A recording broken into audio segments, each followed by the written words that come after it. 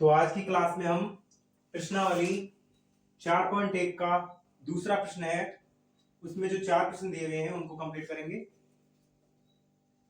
इसमें दिया हुआ है निम्न स्थितियों को द्विघात समीकरण के रूप में व्यक्त कीजिए।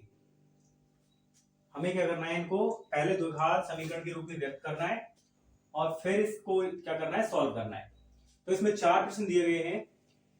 जो इसका पहला प्रश्न है, दूसरे का पहला प्रश्न है, जो उसमें दिया गया है एक आयताकार भूखंड का क्षेत्रफल।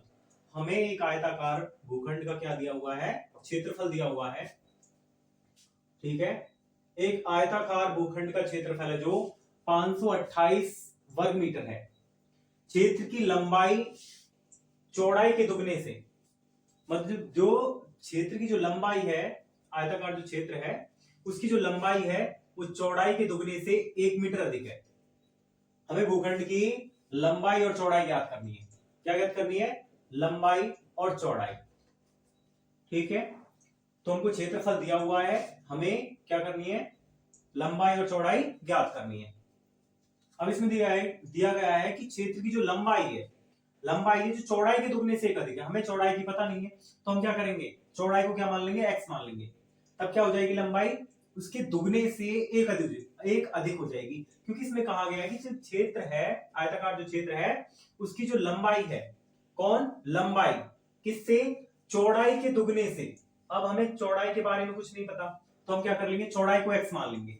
ठीक है, चौड़ाई के दुगने से एक अधिक है। ठीक है, तो हम लिखेंगे माना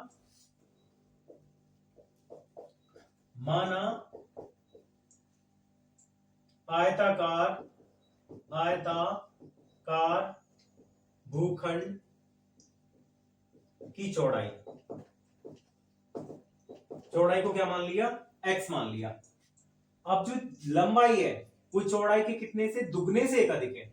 तो भाई चौड़ाई का दुगना कितना हो जाएगा, 2x, क्योंकि इसमें 2 का गुणा करेंगे। कोई चीज में हम जब 2 का गुणा करते हैं तो क्या हो जाती है, दुगनी हो जाती है, और 4 का गुणा करते हैं तो 4 गुनी हो जाती है। तो ऐसे ही उसमें कहा गया है कि जो लंबाई है उसकी, क्षेत्र की जो लंबाई है वो चौड़ाई के दुगने से एक अधिक है। हमें चौड़ाई की पता नहीं है भाई, हमारी चौड़ाई कितनी है, तो हम मान लेते हैं उसको। ठीक है, हम मान लेंगे कि जो आयताकार भूखंड है उसकी जो चौड़ाई है वो x मीटर है। ठीक है, कितनी है, x मीटर है। जब x मीटर चौड़ाई है तो लंबाई इसके दुगने से एक अधिक है। ठीक है, इसलिए जो लंबाई होगी, लंबाई क्या होगी, लंबाई होगी दुगने से 3 अधिक। तो x का दुगना कितना हो जाएगा, 2x प्लस 1, दुगने से भी एक अधिक है। तो ये हो गई उसकी लंबाई, और चौड़ाई कितनी है, x। और हमें इसका जो क्षेत्रफल है वो दिया गया है। कैसा भूखंड है, आयताकार, मतलब आयत के आकार का है। उसका जो क्षेत्रफल है वो 528 वर्ग मीटर है। तो हम लिखेंगे जो आयत का जो क्षेत्रफल होता है, आयताकार भूखंड का क्षेत्रफल है, आयत का क्षेत्रफल लिखेंगे। आयत का क्षेत्रफल क्या होता है, आयत का क्षेत्रफल होता है लंबाई गुणा चौड़ाई, और जो क्षेत्रफल है हमें क्या दिया हुआ है, 528 वर्ग मीटर पहले से दिया हुआ है। तो हम लिखेंगे 528 वर्ग मीटर। ठीक है, लंबाई कितनी है, हमने जो लंबाई कितनी निकली अपनी, 2x प्लस 1। तो 2x प्लस 1 का गुणा हम किससे करेंगे, चौड़ाई से। चौड़ाई कितनी है, x, बराबर 528 वर्ग मीटर। ठीक है, अब क्या करते हैं, इसका गुणा करते हैं। x का गुणा जब 2x से करेंगे तो कितना आएगा, 2x स्क्वायर। कितना हो जाएगा, 2x स्क्वायर। फिर प्लस है तो प्लस लगाएंगे, फिर 1 का गुणा x से करेंगे तो x, बराबर कितना, 528। अब क्या करते हैं, इसको इधर की तरफ लाते हैं। 2x square plus x minus कितना, 528 बराबर 0। ये क्या बन गया अपना, द्विघाती समीकरण। क्या बन गया, द्विघाती समीकरण।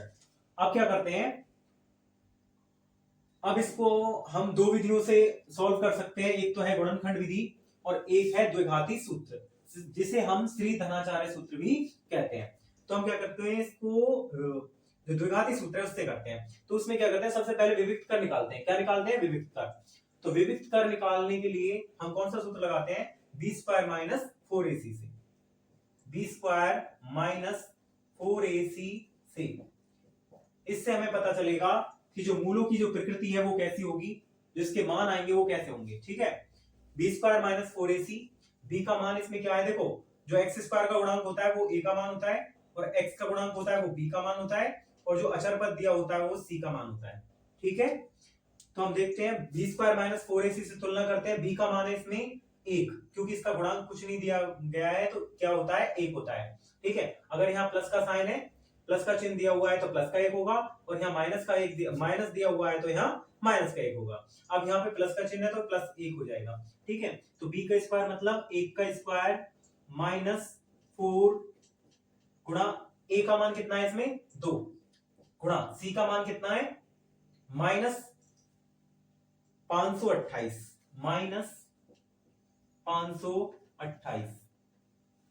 अब क्या करते हैं, 1 का स्क्वायर करते हैं तो 1 होगा। अब माइनस 4 का गुणा जब हम 2 से करेंगे तो कितना हो जाएगा -8, और फिर -8 का गुणा हम -528 से करेंगे तो माइनस माइनस क्या हो जाएगा, प्लस हो जाएगा। तो 4 दूनी 8, 8 का गुणा करते हैं 528 से।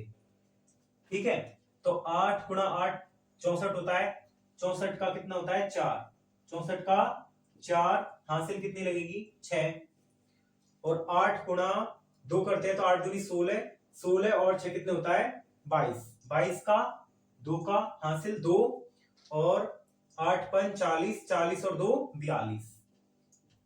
तो ये कितना हो गया 4245। कितना हो गया जोड़कर, सॉरी 25, कितना हो गया 4225।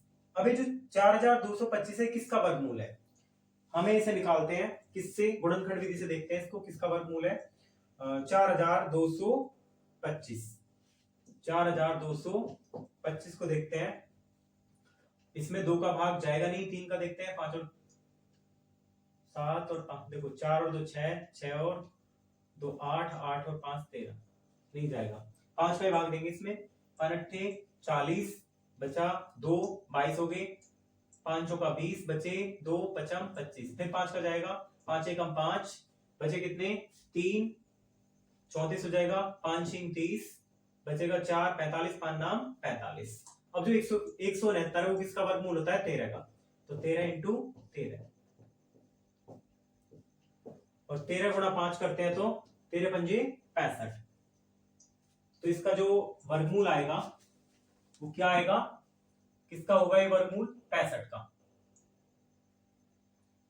अगर हम इसका वर्गमूल निकालते हैं 4225 का जो वर्गमूल होगा वो होगा 65।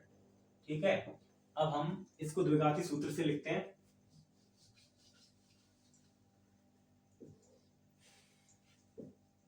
द्विघाती सूत्र से, तो द्विघाती सूत्र क्या होता है, x बराबर -b plus minus root b square minus 4ac बटे 2a। अब x का मान निकाल रहे हैं, माइनस का माइनस, b का मान हमें पता है कितना है, b का मान समीकरण में देखेंगे 1 plus minus root b square minus 4ac। जो बी स्क्वायर माइनस 4ac का मान है वो कितना निकला है 4225, 4225 बटे 2 गुणा a का मान है 2, a का मान कितना है इसमें 2, तो x बराबर -1 और प्लस माइनस, और इसका जो वर्गमूल है वो हमें निकाला था कितना है 65। तो 65 बटे 2 गुणा 2 करते हैं तो 4, एक बार क्या करते हैं इसमें, एक बार प्लस चिन्ह लेते हैं और एक बार माइनस चिन्ह लेते हैं। तो पहले लिखेंगे प्लस चिन्ह लेने पर, प्लस चिन्ह लेने पर प्लस का जब चिन्ह लेंगे तो ये हो जाएगा x बराबर -1 प्लस का लेंगे, दोनों में से किसका चिन्ह लेंगे प्लस का, प्लस 65 बटे कितना दिया हुआ है 4। अब इसको सॉल्व करते हैं, x बराबर -1 प्लस 65 कितना हो जाएगा 64 बचेगा, प्लस का 64 बटे 4, 4 का भाग देंगे, 4 1 4, बचे कितने 2, 4 6 24, कितना आ जाएगा x का मान 16, x बराबर कितना हो गया 16। ठीक है, एक बार हम माइनस का चिन्ह लेते हैं, माइनस चिन्ह लेने पर, जब माइनस का चिन्ह लेंगे तो कितना होगा, x बराबर -1, और इसकी जगह पे जो 65 प्लस का है, अब किसका लेंगे इसको, माइनस का, -65/4, x बराबर -1 और -65 माइनस हो जाएंगे 66/4, और x का मान कितना आ जाएगा, 4, 4 एकम 4 माइनस का, ठीक है, 4 एकम 4 बचे 2, 26 हो गए, 4 छिंग 24, 4 छिंग 24 बचे 2, पॉइंट लगाएंगे, 0 बढ़ाएंगे, 4 पंजे 20, कितना आ जाएगा, 16.5, ठीक है। अब आपने दिया, इसमें दिया गया है जो x का मान है वो क्या है, इसमें 16 होगा, क्यों होगा 16, ये माइनस का है, ये प्लस का है, और जो लंबाई होती है कभी भी, चाहे लंबाई हो चाहे चौड़ाई हो, ठीक है, हमने चौड़ाई क्या मानी है, x मानी है, तो x का मान क्या होगा, इसमें +16 होगा, क्यों, क्योंकि चौड़ाई या लंबाई कभी भी ऋणात्मक नहीं होती, मतलब माइनस में नहीं हो सकती, ठीक है, कभी भी चौड़ाई और लंबाई क्या नहीं होती है, माइनस में नहीं होती है, ठीक है, इसलिए जो x का मान होगा वो क्या होगा, 16 होगा, ठीक है। अतः आयताकार भूखंड की चौड़ाई कितनी हो जाएगी, 16 मीटर, क्यों हो जाएगी भाई, क्योंकि जो चौड़ाई या लंबाई कभी भी ऋणात्मक नहीं होती है, इसलिए हम किसको मानेंगे, इसको मानेंगे, ठीक है। और अब इसकी लंबाई निकालते हैं, लंबाई क्या मानिए, 2x + 1, तथा लंबाई बराबर 2x + 1 है, तो 2 का तो 2, x का मान कितना है, क्योंकि इसके बीच में कोई चिन्ह नहीं है तो गुणा का चिन्ह लगेगा, ठीक है, x का मान है 16 + 1, 16 दूनी 32 + 1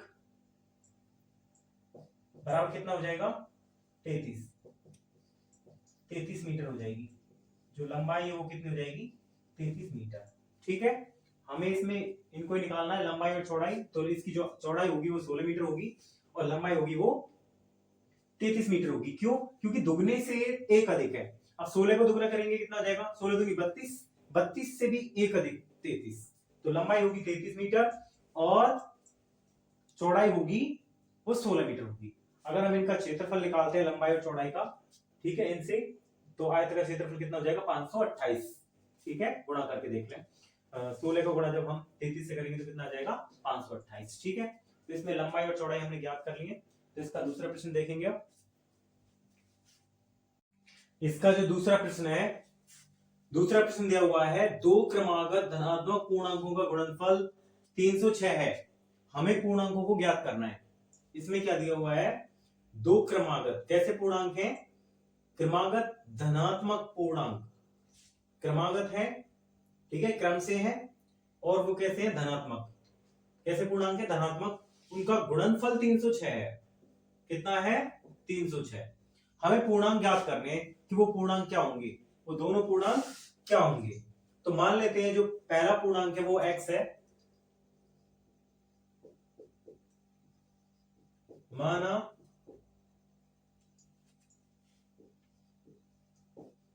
प्रथम धनात्मक पूर्णांक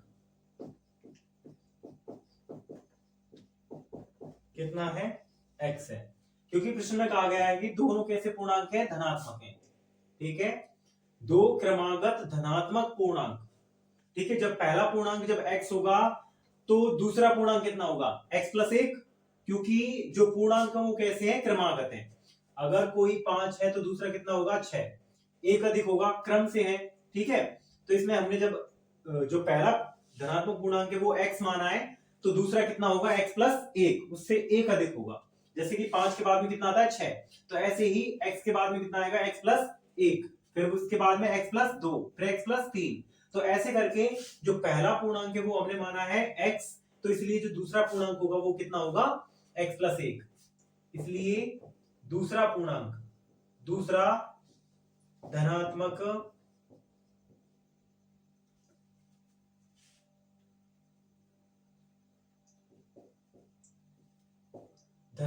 पूर्णांक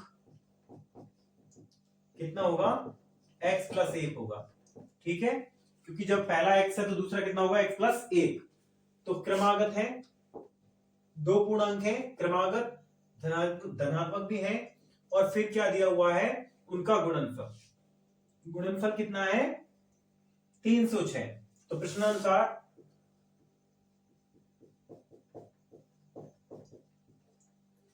इनका गुणनफल करते हैं, x का गुणा किससे करते हैं, x प्लस 1 से। तो कितना आएगा गुणनफल, कितना दिया हुआ है, 306। x का गुणा 1 से करेंगे तो x स्क्वायर हो जाएगा, प्लस का प्लस, x का गुणा फिर 1 से करेंगे तो x होगा, बराबर 306। अब हो जाएगा x स्क्वायर प्लस x, जब 306 को इधर की तरफ लाएंगे तो माइनस का 306 बराबर 0। अब हम इन्हें द्विघाती सूत्र से करते हैं, और द्विघाती सूत्र से करने के लिए पहले इसमें क्या निकालते हैं, विविक्त कर। क्या निकालते हैं, विविक्त कर, जिसका सूत्र होता है b स्क्वायर माइनस 4ac। ठीक है, b स्क्वायर माइनस 4ac से तुलना करेंगे इसकी। ठीक है, a का मान है इसमें जो a का मान है वो कितना है, 1 है, और b का मान भी कितना है, 1, c का मान कितना है, माइनस 306। तो b का मान है 1, 1 का स्क्वायर माइनस 4 गुणा a का मान भी 1 है, गुणा c का मान है कितना, माइनस का 306। अब 1 का स्क्वायर कितना होगा, 1 माइनस माइनस माइनस क्या हो जाएगा, गुणा करके प्लस, 4 एकम 4, 4 का गुणा जब 306 से करेंगे तो 1224, 1224। ठीक है, कितना हो जाएगा, 1224। और ये कितना होगा, टोटल कितना हो जाएगा, 1225, 1225। अब 1225 का हम क्या निकालते हैं, वर्गमूल निकाल के देखते हैं। 1225 का जो वर्गमूल होगा, 1225 का वर्गमूल कितना निकलता है, गुणनफल विधि से निकाल के देखते हैं। 1225 का इसमें जाएगा भाग, 5 और 2 7, 7 और 2 9 और 1 10। ठीक है, इसमें 5 का तो 3 का तो जाएगा नहीं ना, 2 का जाएगा, किसका जाएगा, 5 का। 5 दूनी 10, बचा 2, 22 हो गए, 5 चौका 20, बचे 2, बचा 25, फिर 5 का 5 चौका 20, बचे 4, 5 नाम 45, और अब जाएगा इसमें 7 का 7 बार। ठीक है, कितने का हो गया, 7 7 पर 35, 35 का क्या हो गया, ये वर्गमूल हो गया। सॉरी, 1225 का जो वर्गमूल होगा वो कितना होगा, 35।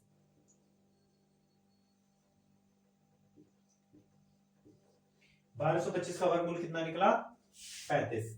तो b स्क्वायर माइनस 4ac का जो मान है वो कितना है, 1225। ठीक है, प्लस में है तो मूल दोनों धनात्मक होंगे, सॉरी, दो भिन्न भिन्न मूल प्राप्त होंगे। कैसे प्राप्त होंगे, दो वास्तविक और भिन्न मूल प्राप्त होंगे। ठीक है, तो अब लिखते हैं, किससे, b स्क्वायर माइनस 4ac से हमने क्या निकाला, इसका विविक्त कर। अब देखेंगे इसको द्विघाती सूत्र से, द्विघाती सूत्र से इसका क्या निकालेंगे, मूल निकालेंगे इसके।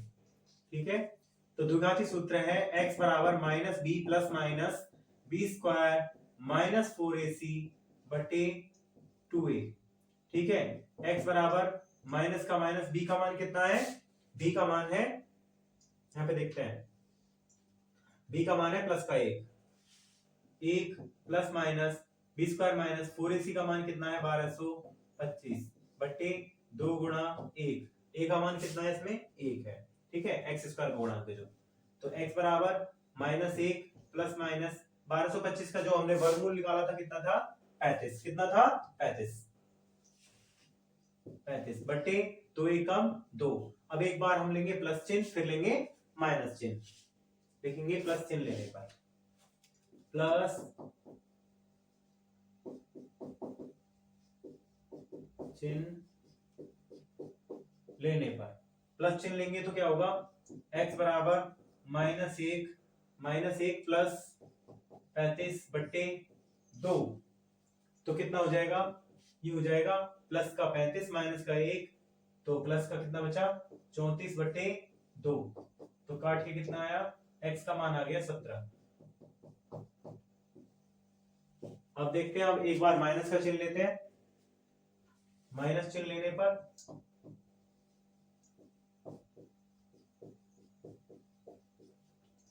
तो x बराबर यहाँ कितना है, -1 -1 और यहाँ पे भी किसका चिन्ह लेंगे -1 माइनस का 35/2 माइनस का 35 और माइनस का 1 माइनस का 36 हो जाएगा बटे 2 और कितना होगा -18। ठीक है तो x का मान कितना है इसमें -18 ये मान नहीं होगा और इसका मान होगा जो कितना होगा 17। ऐसा क्यों? क्योंकि इसमें प्रश्न में कहा गया है कि दो कैसे पूर्णांक है धनात्मक और क्रमागत मतलब क्रमागत पूर्णांक है और कैसे हुए धनात्मक पूर्णांक है। कैसे पूर्णांक है धनात्मक तो भाई धनात्मक तो ये है ना इसमें 17 ठीक है तो ये तो ऋणात्मक है तो पहला पूर्णांक कितना होगा 17 लिखेंगे आता है प्रथम धनात्मक पूर्णांक कितना होगा x का मान कितना निकला 17 ठीक है तथा दूसरा पूर्णांक कितना होगा तथा दूसरा पूर्णांक होगा x प्लस 1 माना था हमने तो x का मान 17 प्लस 1 बराबर 18 ठीक है ये दोनों पूर्णांक हो जाएंगे 17 और 18। अगर हम इनका गुणा करते हैं तो कितना आता है 306 आता है बिल्कुल ठीक है। अब इसका अगला प्रश्न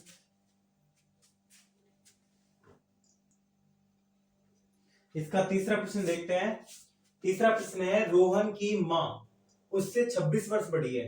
कितने वर्ष बड़ी है 26 वर्ष बड़ी है। किससे रोहन से। किससे रोहन से उसकी मां कितनी वर्ष बड़ी है 26 वर्ष बड़ी है। उनकी आयु का गुणनफल किसका आयु का गुणनफल अब से 3 वर्ष पश्चात कितने वर्ष पश्चात 3 वर्ष पश्चात कितना हो जाएगा 360 हो जाएगा।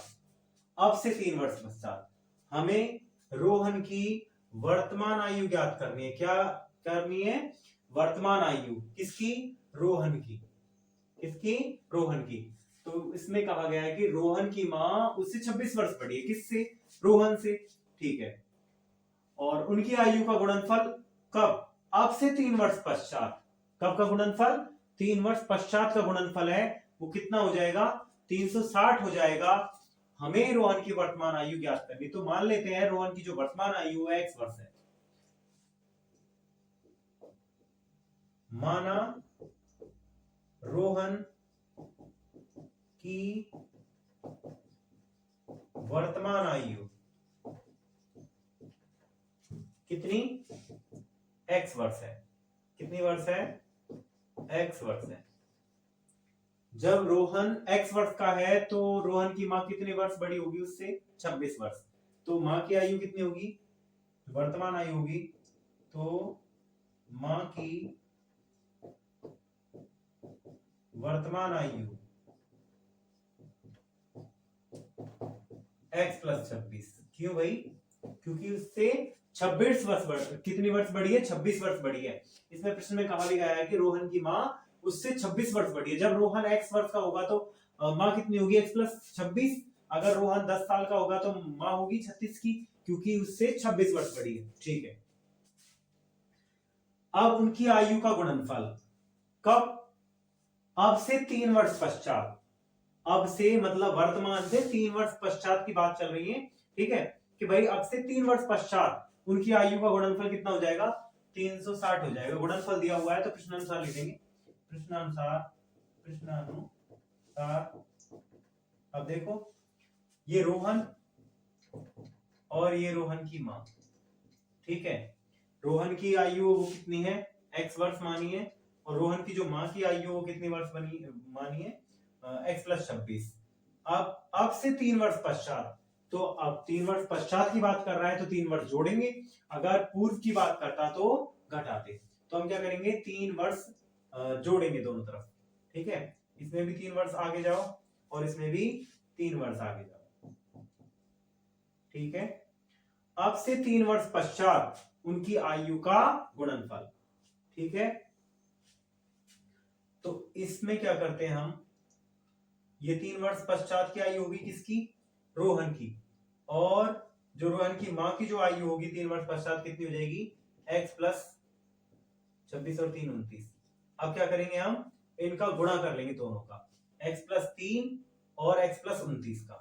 कितने x प्लस 3 x प्लस 3 इनका गुणा किससे करेंगे x प्लस 29, क्योंकि अब से 3 वर्ष पश्चात इनकी आयु कितनी हो जाएगी, इसकी हो जाएगी x प्लस 3 और इसकी हो जाएगी x प्लस 29 और उनकी आयु का गुणनफल करते हैं तो कितना प्राप्त होता है 360। कितना प्राप्त होता है 360। अब गुणा करते हैं x से गुणा x से करेंगे तो x स्क्वायर, फिर x से गुणा प्लस 29 से करेंगे तो 29x, प्लस का प्लस 3 का गुणा x से करेंगे तो 3x प्लस 29 87 होता है। ठीक है 87 माइनस में इधर जब ये 360 इधर की तरफ आएगा तो माइनस का 360 बराबर 0। अब देखते हैं x स्क्वायर का, तो x स्क्वायर हो जाएगा प्लस का 29x और 3x कितना हो गया 32x, कितना हो गया 32x। अब प्लस का 87 माइनस का कितना 360, तो माइनस का जाता है तो माइनस का कितना होगा देखो 10 में से 7 गया तो 3, यहाँ बचा 5, 15 में से 8 गए तो 7 और यहाँ बचा 2, 273। कितना हो जाएगा 273। ठीक है और बराबर 0। अब इसको क्या करते हैं द्विघाती सूत्र से करते हैं, पहले इसका विविध का निकालते हैं। तो निकालेंगे विविध का b स्क्वायर माइनस 4ac से, इसकी तुलना करेंगे b स्क्वायर माइनस 4ac से। b का मान देखो इसमें क्या है 32, कितना है 32 और x का मान a का मान कितना है 1 और c का मान माइनस 273। अब b स्क्वायर मतलब 32 का स्क्वायर, 32 का स्क्वायर माइनस 4 a का मान 1 गुणा c का मान माइनस का 273। ठीक है अब 32 का स्क्वायर करते हैं, 32 का स्क्वायर मतलब 32 गुणा 32, 32 दूनी 64, 32 तिया 96,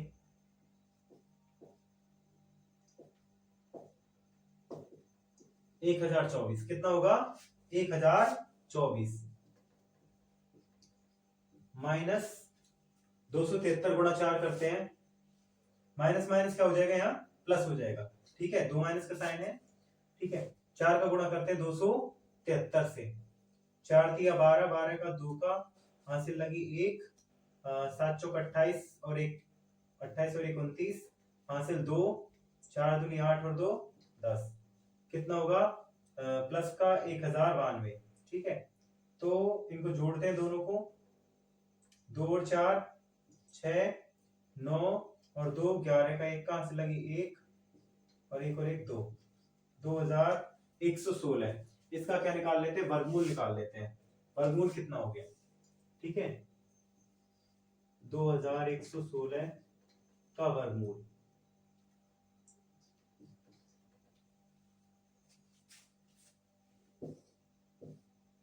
दो 2116 का वर्गमूल निकालते हैं।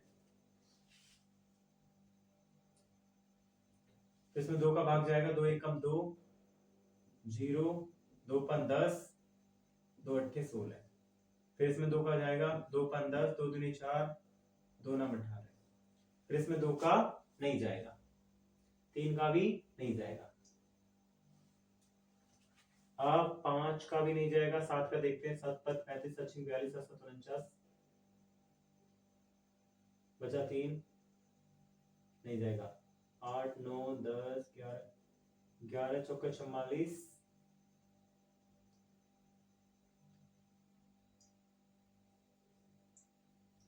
11 का भी, 13 का देखते हैं, 13 चौका 52 नहीं जाएगा, 14 15 16 17 17 से 51 बचेगा, एक नहीं जाएगा, 17 का 18 19 19 दूनी 38, 19 दूनी 38,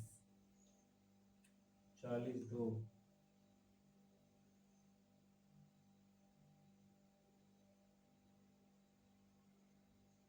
19 दूनी 38,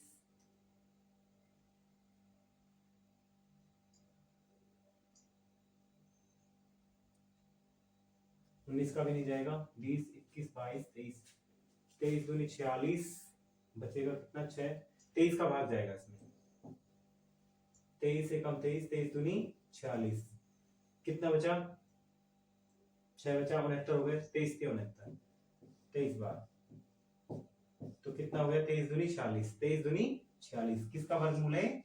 46 का। इसका वर्गमूल निकाला कितना? 46। ठीक है, अब करते हैं इसको द्विघाती सूत्र से। द्विघाती सूत्र से क्या होता है? x बराबर minus b plus minus b square minus 4ac बटे 2a। x बराबर माइनस b का मान देखते हैं, b का मान कितना है?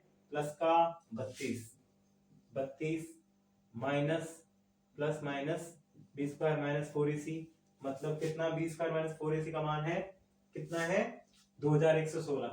ठीक है, 2116 बटे 2 गुणा a का मान कितना है? a का मान है 1, a का मान है 1। अब क्या करते हैं?